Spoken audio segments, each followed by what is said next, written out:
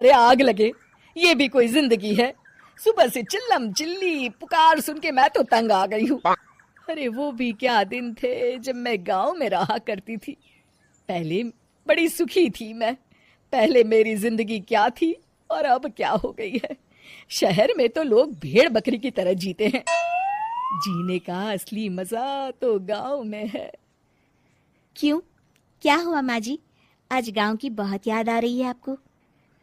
अरे हाँ बहू, शहर का जीना भी कोई जीना है। लोगों की आधी जिंदगी तो सड़कों के ट्रैफिक में निकल जाती है, और यहाँ रखा ही क्या है। एक बात कहूँ, दिल्ली शहर अब पहले जैसा नहीं रहा। क्या माँ, जब देखो गांव के गुणगान गाती रहती हो। ठीक है, इस बार ना बच्चों के कॉलेज की छुट्टियों में हम सब गांव चलेंगे, ठीक है? हाँ हाँ, ये ठीक है। फिर कुछ दिनों के बाद सारा परिवार अपने गांव चला जाता है। अरे वाह, कितनी ताजी और साफ हवा है, कितनी शांति है यहाँ। चल बहू, अब बढ़िया सा खाना बना दे, मजे से आंगन में बैठ के खाएंगे।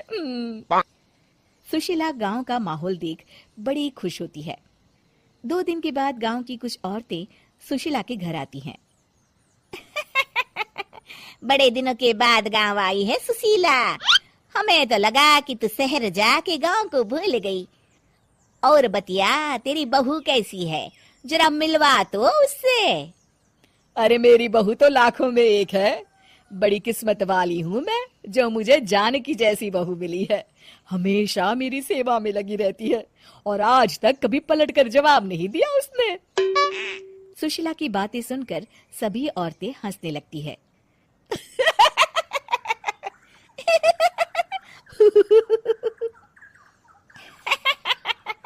अरे कुछ भी बोले जा रही है। तबीयत तो ठीक है? तेरी बहू चांद से आई है क्या? क्यों बहनों, दुनिया की कोई भी बहू अच्छी होती है क्या? सब औरतें ममता की हाँ में हाँ मिलाती हैं। अरे मैं तो कहती हूँ दुनिया की हर बहू सास का खून चूसने वाली डायन होती है, डायन। मैं तो एक बिल में 1000 सांप के साथ रह सकती हूँ, लेकिन अपनी बहू के साथ नहीं रह सकती। हाँ, तूने सही कहा। मेरी बहू तो तेरी बहू से भी 2 कदम आगे है।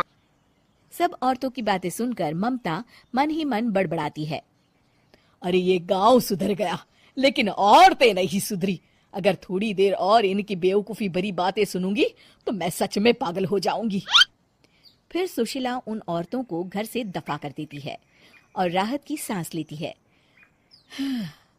अरे बहू, जरा बाम लाके मेरे सर पर तो लगा दे। उन औरतों की फालतू बातें सुनकर मेरा सर चकरा गया है। इस गांव की औरतों का तो भगवान ही मालिक है। फिर अगले दिन सुशीला की सास उससे कहती है, अरे बहू, तू यहाँ क्या आराम फरमाने आई है? आखिर ये तेरा ससुराल है। चल चल, घर के कामों में हाथ बटा। शहर में कुछ काम धाम तो करती नहीं है। जरा अपने आप को तो देख, कितनी मोटी हो गई है। सारा दिन घर का काम करने के बाद शाम को सुशीला, हाय मेरी कमर, हाय मेरे पैरों ने तो जवाब दे दिया। आज तो मुझसे मक्खी भी न मारी जाएगी। अरे बहू, जरा आकर मेरे हाथ पैर तो दबा दे। जी माँ जी, अभी आती हूँ।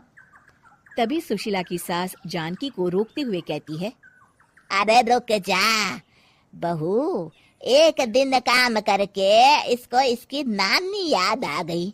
हम लोग तो रोज इतना काम करते हैं, कोई जरूरत नहीं इसके हाथ पैर दबाने की। सुबह तक सब ठीक हो जाएगा। सुशीला अपनी सास की बातें सुनकर हैरान रह जाती है। इस तरह धीरे धीरे गांव आने के बाद सुशीला की परेशानी शुरू हो जाती है।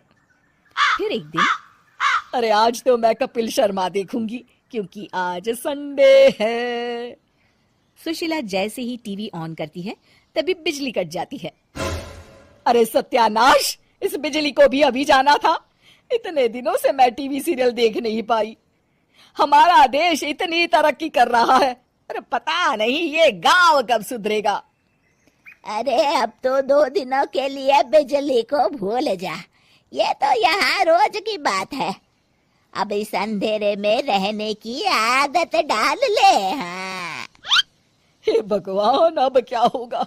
ऊपर से इन मच्छरों ने जीना हराम कर रखा है। दूसरी तरफ घर के काम कर करके और बिना किसी सुविधा के सुशीला तंग आ जाती है और उसे शहरी जीवन याद आने लगता है। क्यों माँ, मजा आ रहा है ना? अरे, आपने ऐसी सूरत क्यों बना रखी है? मुस्कुराइए, अब हम गांव में हैं। मोहन के साथ जानकी भी अपनी सास की खिंचाई करती है।